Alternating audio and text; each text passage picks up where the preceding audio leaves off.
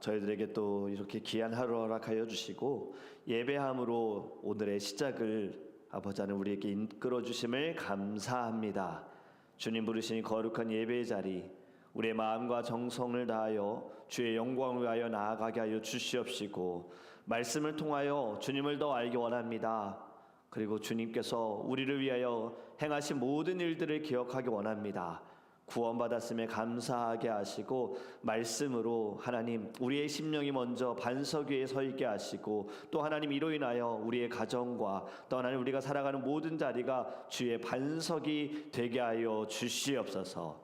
말씀을 통해 성령 충만하게 하여 주옵소서. 하나님의 꿈을 갖게 하시고 예수의 성품이 되어지게 하시며 성령의 능력이 말씀을 통해 우리 안에 부어 주시옵소서. 감사하며 예수님의 이름으로 기도합니다. 아멘.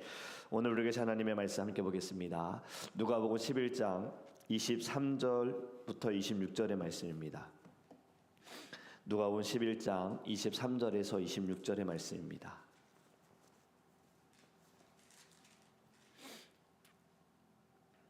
우리 함께 읽도록 하겠습니다. 나와 함께하지 아니하는 자는 나를 반대하는 자요, 나와 함께 모으지 아니하는 자는 해치는 자니라. 더러운 귀신이 사람에게서 나갔을 때에 물 없는 곳으로 다니며 쉬기를 구하되 얻지 못하고, 이에 이르되 내가 나온 내 집으로 돌아가리라 하고 가서 보니 그 집이 청소되고 수리되었거늘, 이에 가서 저보다 더 악한 귀신 7을 데리고 들어가서 거하니 그 사람의 나중 형편이 전보다 더 심하게 되느니라. 아멘. 할렐루야. 2월의 마지막 날입니다. 시간이 정말 빠르지요. 벌써 내일이면 이제 또 3월의 시작입니다.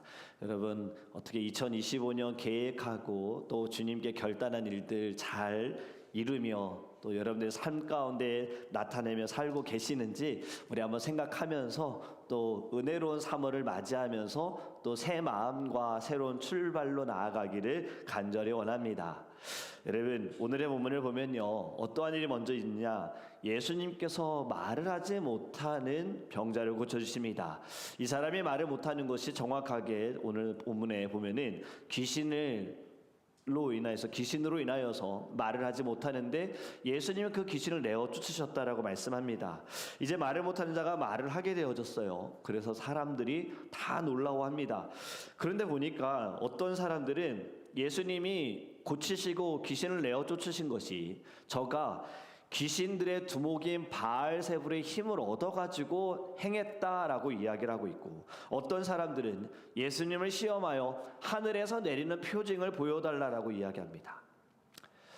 여러분, 지금 이것만 보면 참 사람들은 이 죄로 인한 악함이, 그 악한 본능이 여기에서 드러나는 것 같아요. 그대로 보면 되는 건데, 예수님이 말 못하는 자를 고쳐주셨으면 그 고쳐주신 능력과 예수님의 마음과 고침 받은 자를 보면 감사하면 되는 것인데, 꼭 이렇게 꼬아서 보는 거예요. 그런데 이렇게 꼬아서 보는 것을 보면 나와 상관이 없는 사람, 내가 그렇게 관심을 갖지 않은 사람, 내가 사랑하지 않는 사람들이 행하고 말하는 것은 우리는 그대로 보지 못하고 그대로 듣지 못합니다. 늘 한번 꼬아서 본다는 거죠. 똑같은 잘못을 했어도 내가 사랑하는 사람, 나와 가까운 사람이 잘못하면 그건 실수고, 나와 상관이 없고 내가 좀 미워하는 사람들이 잘못하면 아주 큰 죄를 지은 것처럼 여깁니다. 내로남불이라는 말 들어보셨죠? 내가 하면 로맨스, 남이 하면 불륜이라는 이야기가 있잖아요. 이것이 나에게도 적용이 되고 또 다른 사람에게도 적용이 되는 거예요. 가까운 사람이 하면 그건 로맨스야, 괜찮아. 사랑하는 사람이 하면 그렇게 여기는데, 가깝지 않은 사람, 먼 사람, 싫은 사람이 하면 다 불륜인 거예요. 다 잘못된 거예요. 여러분, 지금 예수님께서 말 못한 사람을 고치시고 귀신을 내어 쫓으신 것은 참 너무나도 놀라운 일 아닙니까? 그렇다면 거기에만 집중해서 예수님을 인정하고 치유받은 사람과 함께 기뻐하고 감사하면 되는데, 이것을 인정하지 않고 예수님을 지금 사단 추종자, 사단의 우두머리를 따라가는 자, 그리고 예수님을 시험하는 거예요.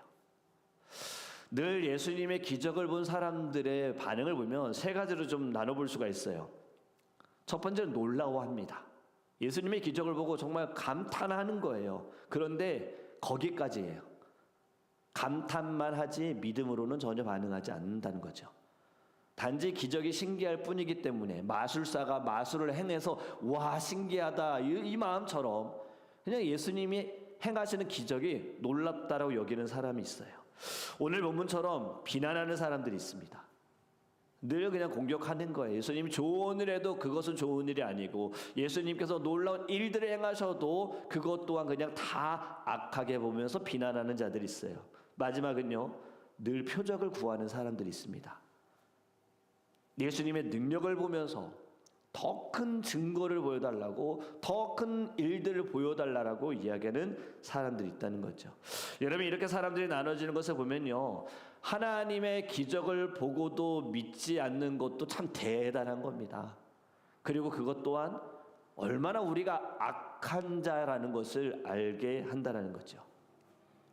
하나님께서 성경에서 행하신 기적을 여러분들이 만약에 여러분들의 눈으로 하나만 본다면 여러분은 어떨 것 같습니까? 홍해가 갈라져요. 그 작은 것으로 보리떡 5개와 물고기 2마리로 5,000명이 먹어요. 사실 숫자로 보면 10,000명 이상이 먹고도 12강주리가 남아요. 예수님이 무리를 걸어 다니시는 한 가지의 기적만 본다라도 여러분, 우리는 정말 다르지 않을까요? 와, 정말 주님 살아계시고 주님 역사하시고 정말 하나님은 우리의 창조주이시구나, 우리를 다스리는 분이시구나 라고 여기지 않겠습니까? 그런데 여러분, 이스라엘 백성들은 그 많은 기적과 표적을 보았음에도 불구하고 하나님을 믿지 않았잖아요. 늘 원망 불평이었고요. 결국에는 약속하신 땅에 들어가서도 그곳에서 하나님만 믿었으면 되는데 그곳에서 그들은 하나님은 멀리하고 이방 신들의 우상을 섬기는 죄를 지었잖아요. 여러분, 예수님의 기적을 보고도 대적한 사람들이 있었잖아요.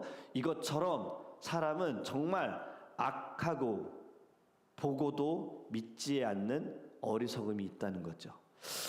여러분, 이런 것을 보면요, 우리는 기적을 보지 않고도 믿을 수 있는 것은 정말 하나님의 은혜이고 축복인 줄 믿습니다. C.S. 루이스가 이런 얘기를 했어요. 믿지 않으려는 사람에게는 아무 증거도 충분하지 않다는 거예요.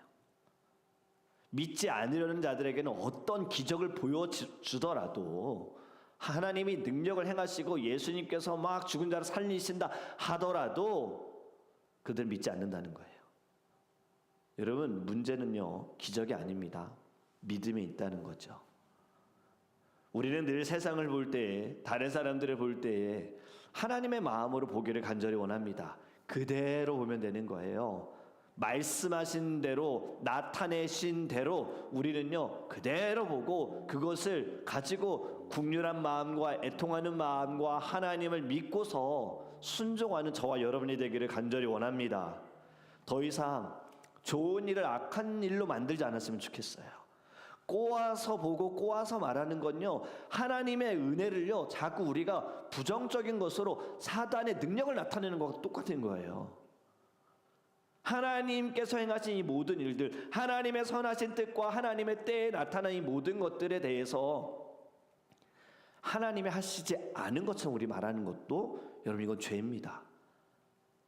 그렇기 때문에 우리는 늘 하나님의 관점과 하나님의 마음으로 해석할 수 있는, 말씀을 통해 해석할 수 있는 은혜가 저와 여러분에게 있기를 주님의 이름으로 축복합니다.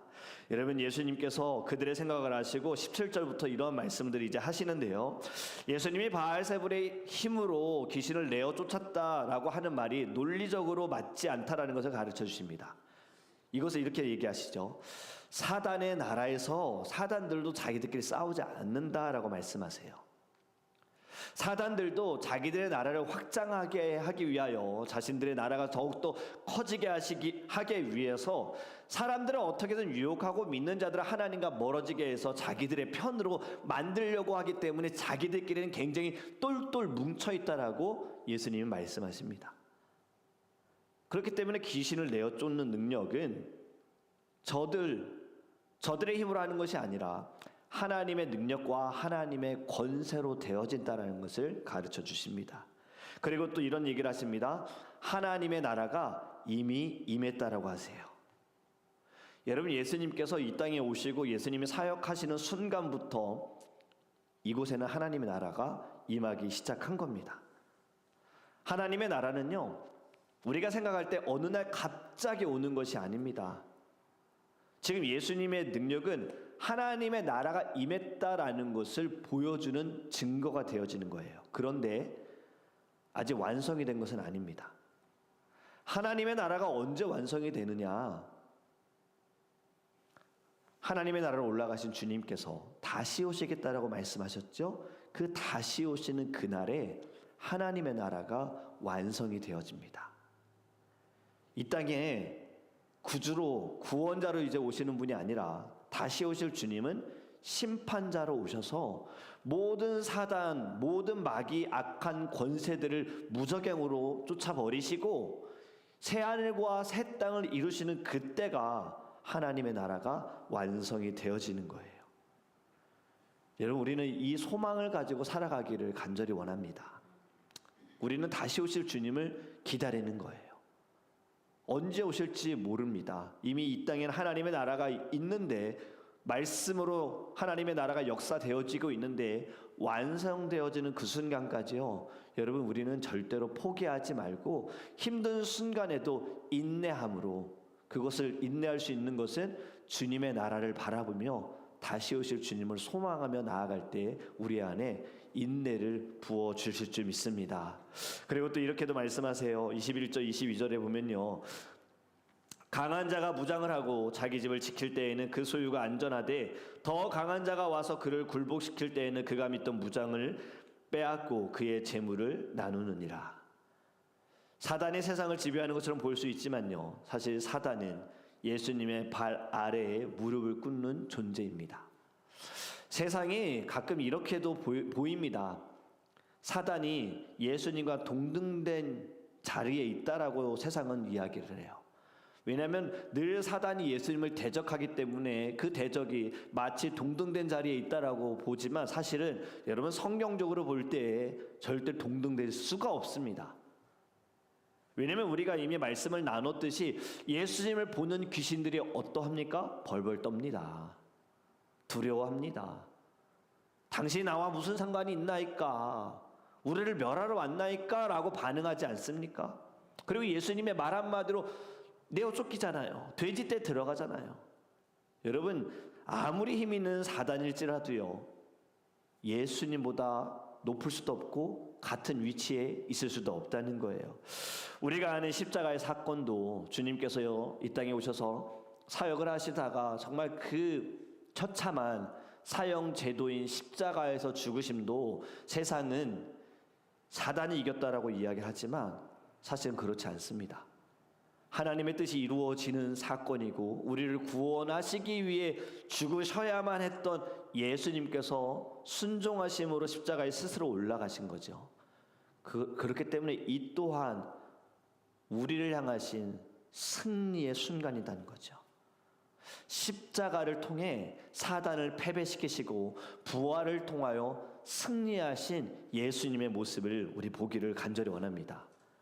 그렇게 우리가 예수님을 믿는 순간에, 우리가 주님을 영접할 때에 우리는요, 사단의 권세에서 벗어나 하나님의 그 은혜의 자리에 옮겨지게 됐다는 거예요. 그것을 골로새서 1장 13절에 이렇게 말씀합니다. 골로새서 1장 13절에 그가 우리를 흑암의 권세에서 건져내사 그의 사랑의 아들의 나라로 옮기셨으니 아멘. 여러분, 사단의 패배는 결정이 됐지만 우리는 지금도 여전히 살아가면서 영적인 전쟁을 치르고 있습니다. 어떻게 싸워야 할까요? 말씀을 통해 성령의 능력으로 싸워야 합니다. 그것 때문에 우리가 지금 이 아침에 예배하는 겁니다.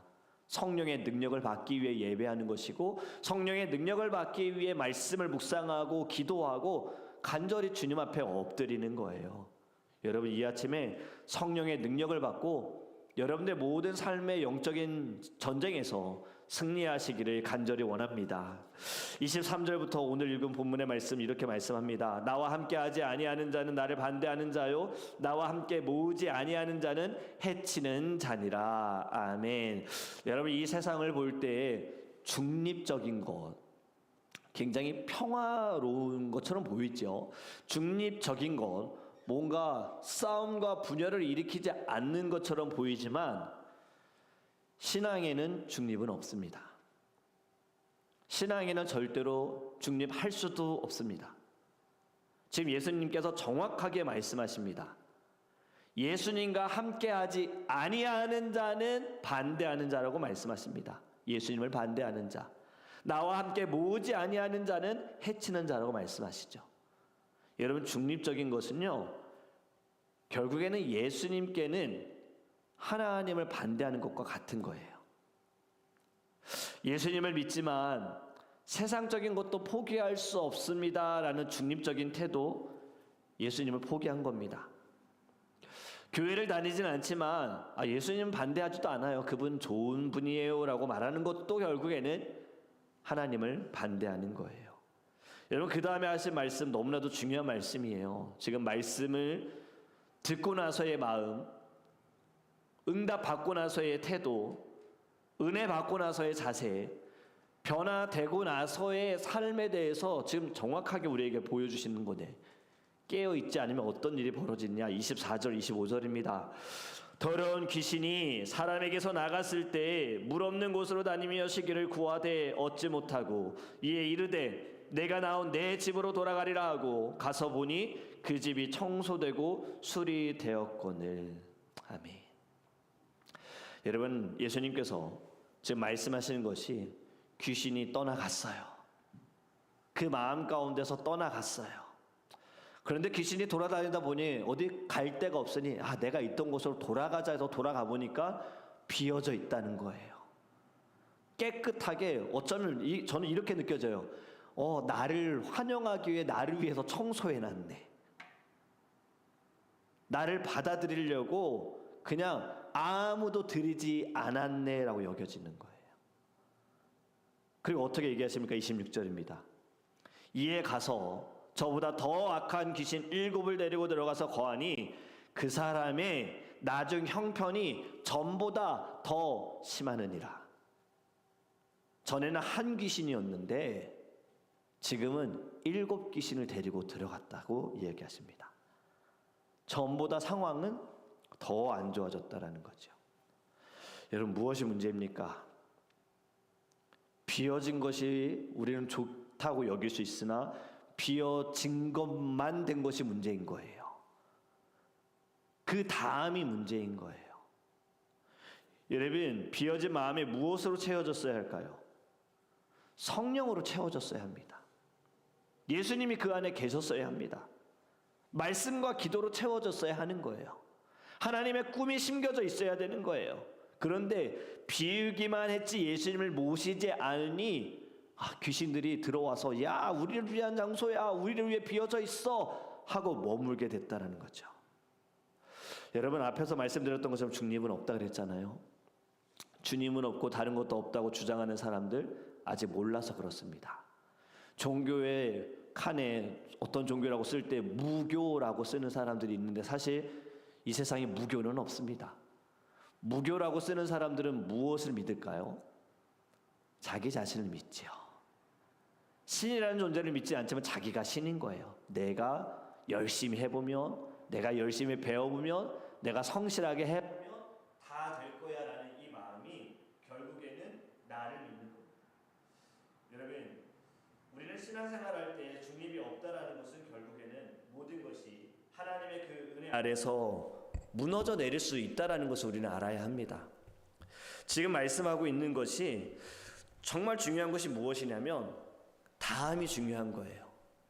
예배를 통해서 은혜를 받았어. 그럼 그 다음은요? 말씀을 듣고 와, 너무나도 말씀이 나를 위한 말씀이야. 그 다음은요? 부흥회와 수련회를 통해서 정말 뜨거웠어. 그 다음은요? 그 순간도 물론 중요합니다. 예배의 순간도 중요하고 기도하는 순간도 중요합니다. 이 새벽에 예배하는 이 시간 물론 중요합니다. 그런데요, 여러분 문 밖을 나가는 순간이 더 중요한 거예요. 그 다음이 더 중요한 거예요. 지금 말씀 여러분들에게 정말 도전이 됐으면 좋겠어요. 은혜를 받았는데 여러분들의 마음에 비어져 있고 여러분들의 행함에 변함이 없다면요, 더 악한 귀신들이 들어온다는 겁니다. 더 악한 영으로 지배를 받을 수 있다는 것이고 형편이 더 어려워질 수 있다는 거예요. 여러분, 우리는요 더 이상 세상의 것들이 들어오지 않도록 성령 충만하기를 간절히 원합니다. 늘 우리 안에 뜨거움이 있어야 하는 거예요. 늘 그 잠시가 위험하더라고요. 잠시 쉬면 되겠지. 그냥 한번 예배하지 않으면 되겠지. 오늘 한번 말씀 보지 않으면 돼. 바쁘니까, 좀 어려우니까 오늘 한번 기도하지 않으면 돼. 늘 그때가 위험합니다. 그 한순간, 그 작은 틈에 사단은요 들어오는 거예요. 사단은 공격하는 거예요. 악한 영입니다. 그들은 영적인 존재이기 때문에요, 우리의 약점 잘 알고 있어요. 우리의 발작 버튼, 우리의 감정의 발작 버튼, 나의 그 모든 것을 무너뜨리는 거 사단은 너무 잘 알고 있어요. 그렇기 때문에 한 번쯤은 괜찮겠지가 여러분 큰 문제가 일어납니다. 이것을 오늘 본문을 통해 여러분 꼭 아셨으면 좋겠어요. 깨어있지 않으면 더 악한 사단에게 끌려다닐 수 있어요. 그렇기 때문에 여러분, 오늘의 말씀을 통해서 깨어있는 저와 여러분이 되기를 간절히 원합니다. 예수님을 기다리세요. 그리고요, 비우는 것만으로 만족하지 마세요. 은혜 받은 것만으로 만족하지 마세요. 여러분, 채워야 합니다. 말씀을 계속 채워야 합니다. 기도의 마음들, 기도의 시간들로 계속 채워야 합니다. 성령으로 여러분 채워져야 합니다. 그래야 사단이 틈을 열고 들어오는 그 순간에, 물론 주님이 계시면 틈도 없겠지만 들어왔다가도 도망갈 수 있는 거예요. 떠나갈 수밖에 없는 거예요. 그래서 한 길로 왔다 7길로 떠나간다 그러잖아요. 그 안에 주님이 계시면 떠나갈 수밖에 없어요. 벌벌 떨 수밖에 없으니까요. 여러분, 오늘의 말씀을 통해서 주님 깨어있게 하소서. 작은 순간 정말 하나님, 그 작은 일조차도 주님 틈을 보이지 않게 원합니다. 예배하는 거 중요하고 말씀 듣는 거 중요한데 주님, 왜 저는 변화가 없을까요? 주님, 왜 저는 나아지지 못할까요? 지금 주님께서 귀신 들려서 말 못하는 자를 고쳐주셨는데 사람들은 바알세불의 힘으로 고쳤다. 그리고 예수님을 시험하는 그 모습에서 왜 제가 보입니까? 왜 고침받은 자와 함께 기뻐하지 못하고 하나님께 감사하지 못합니까? 주님, 제가 아직 깨어있지 못합니다. 아직 내 안에 예수를 모시지 못했습니다. 아직도 내 중심입니다. 주님, 용서하여 주시옵시고 이제는 내 안에 예수를 모시게